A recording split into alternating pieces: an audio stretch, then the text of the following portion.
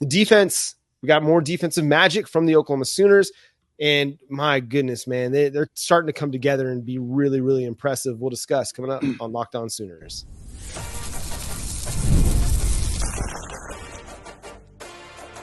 You are Locked On Sooners, your daily podcast on the Oklahoma Sooners. Part of the Locked On Podcast Network, your team every day.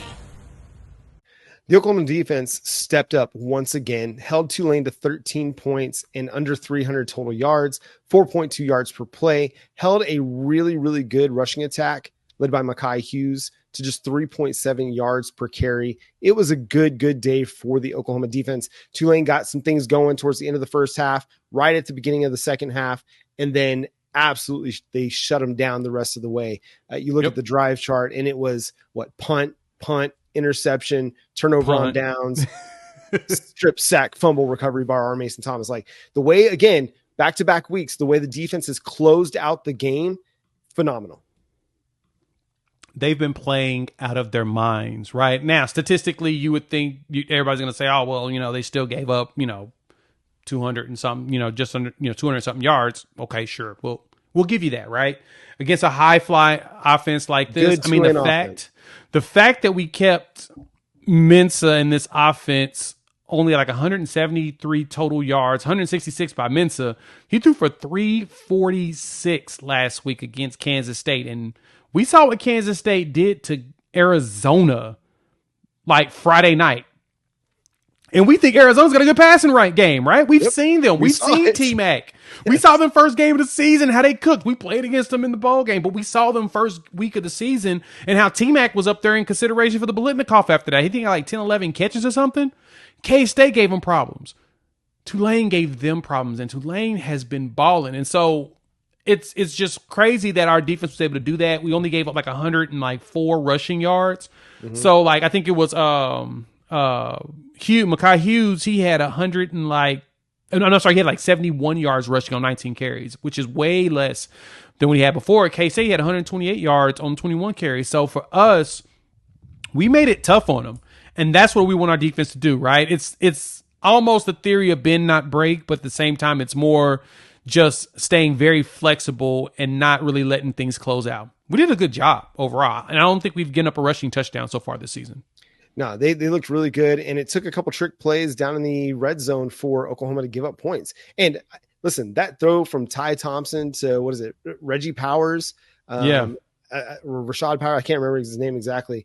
Yeah. That was like a perfect ball and a perfect catch.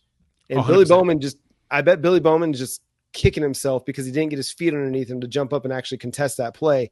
But it was a really just well done ball. And then on the next red zone, touchdown, I think everybody just kind of got caught up in the motion action with Ty Thompson coming across the formation where they think they're going to hand it to him. And then Kanai just kind of gets himself caught looking backwards a little bit too long. If he turns his head around just a little bit quicker, they stop him on fourth down. And it's Oklahoma ball. And you don't give up that one. So just a couple plays here and there. And again, I think that second touchdown drive was aided by the Robert Spears Jennings, quote unquote, defensive pass interference, which, I mean, my man's not even looking at the defender. He's looking at the ball completely and gets rung up for playing football, basically. So, again, it's the second week in a row where a big defensive penalty helps aid a touchdown drive for the opponent. So you don't have that, and potentially you're able to keep them out of the end zone again. But I just thought you saw a lot of really good things again from the defense. Again, a better offense than what they saw last week, but Oklahoma was resilient, man. Even when Tulane started to kind of get some things going at times, yes, they were able to kind of lock in and slow them down. Again, they were really, really good against the run. The front was active. I mean, you saw guys, getting into the backfield, stretching that play out wide. And I was just really, really impressed with the way that Jaden Jackson, Dominic Williams, Dejon Terry, those guys in the middle of the defense, Grayson Halton, I'm really, really impressed with the way that they're playing. And I don't think it's fool's gold at this point to expect really high level play out of your defensive tackle group. Not right now. No, yeah. You definitely, we can see it. We can see the talent is there. We can see that they're playing at the level that we expected for them, right? Like for us, that was the one thing, we've talked about forever is the defense has to carry us and be that quarterback that's carrying the offense, right? They've got to be the one to always put us in the best positions and give us the best opportunities. Of course, the offense needs to play a little bit more complementary football for that defense. That way, the defense isn't getting worn down. But we paid 23 defenders in this game. Pretty good rotations. And the funny thing is, we didn't have Gentry. We didn't have Kendall Dobie, right? Who else was out? I think we had one more defender that didn't play in this game. I'm having a moment. I think I could have sworn we had one more, but I digress. We were missing those two key players on this defense.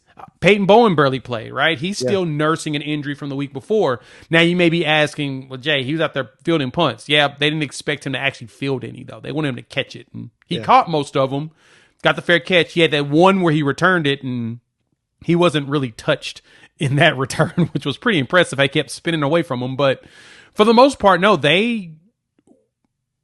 we get Bowen back. We get Gentry back. And then you get, Kendall Dobie right there at the Cheetah.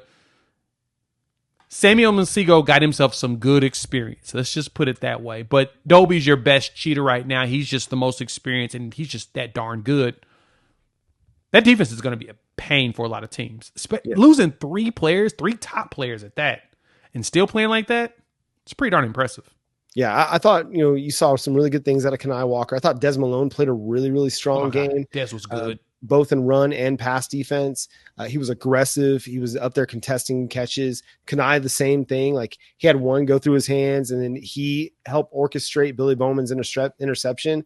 Got away with a little bit of a tug on the contesting the ball, but whatever, it's all fair. Ball don't lie. And then thankfully it goes through Kobe McKenzie's hands, and Billy comes up with the INT that ultimately leads to Jackson Arnold's second rushing touchdown.